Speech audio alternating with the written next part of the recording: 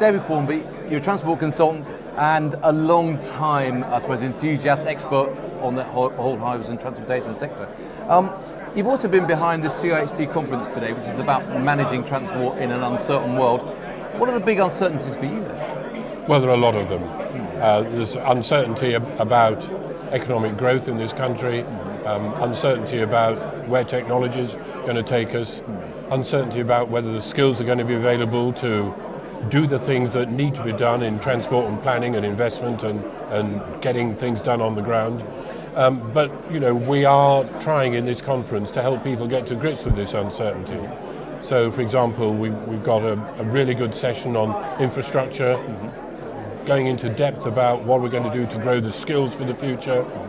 The session that I'm speaking in is about growth, and there we're really trying to say, how do we join up the land use planning, the economic planning and the transport planning to enable this economy of ours to grow? Because on the other hand, I suppose we could also argue that we're in an unprecedented period of certainty in terms of funding, long-term funding for the Highways England, in terms of what we really know, we're going to be investing in across the whole transportation network, be it across the railways, whatever.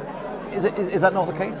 You are absolutely right. One of the fixed points, and it's one we should all be grateful for, is that the government, having put in place a 5-year planning regime for railways 10 years ago, had just in recent times put in a 5-year planning regime for Highways England and the Strategic Road Network. And that gives certainty and a commitment to expenditure over a 5-year period that we've never had before. I'm concerned, and this is partly what the theme of the session that I'm in is about, that's fine for the Strategic Road Network, but of course local authorities are undergoing unprecedented squeeze, and the gap between the funding for the Strategic Road Network and the funding for local roads is getting wider and wider. And the solution is? Well, you're doing a lot of work at the moment about the shape of it. We are recommending that we need to look at what is the right road network to support regional economies, and we're saying it should be the strategic road network plus about another 80% of the more strategic local roads, what we call the major road network.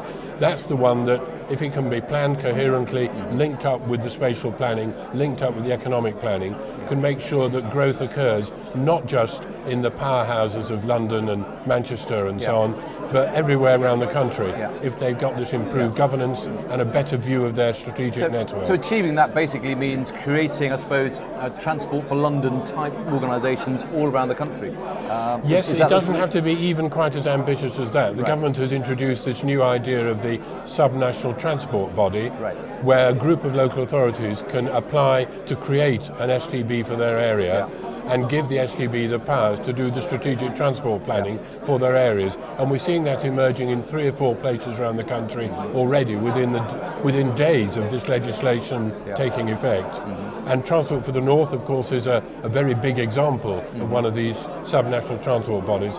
And Transport for the North has this opportunity to pull the threads together, not only between the Highways England network and the major roads in the north of England, but with the railways too.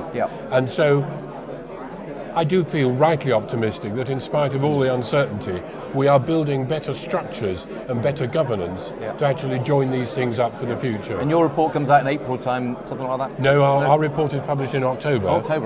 But we are talking to a wider range of stakeholders about our report over the next few months. Right, so there is work ongoing throughout April and throughout Absolutely. the whole year. One of the big issues we've heard a lot about today is, I suppose, the way the industry is transforming with as we embrace digital technology and as we embrace the whole of the information technology era. Is that something which the sector's ready for? Yes, and of course the thing about the way technology is affecting our sector is that it goes everywhere. We know how technology is changing how people make their travel decisions. We know how technology is changing vehicles, and I'm personally skeptical about the fully autonomous vehicle, but we're already seeing how the motor industry is delivering increasing levels of partial autonomy and support for drivers. There's technology for managing infrastructure. There's technology for not only maintenance and so on, but for managing traffic operations. A lot of the drivers coming from the private sector, which is great. It's where a lot of the energy is. And the public sector, the institutions have to catch up and be open to this, and I'm glad to say an increasing number of them are. And we're seeing some really good collaborations, principally in the big cities at the moment, like London, Manchester, Newcastle, and other cities in the Midlands too, where this collaboration to make the best of the technology is happening. And Highways England too. But there's a lot more to go, a lot more to come. We also heard from Jim O'Sullivan at Highways England this morning talking about the need to really focus upon what customers want. Are we really embracing that? Are we embracing this customer focus, or are we still focused upon delivering projects, delivering tarmac on the ground? It's a big ask for this sector, quite honestly. It's something that other transport sectors have learnt to live with and benefited from. I think the way railways are run is much more customer focused than it was, which is why rail travel has doubled in 20 years. The aviation industry has lived with us a long time because that's a wholly private sector industry. In highways, yes, for a long time engineers have concentrated on delivering the projects, getting the tarmac in the ground, maintaining it.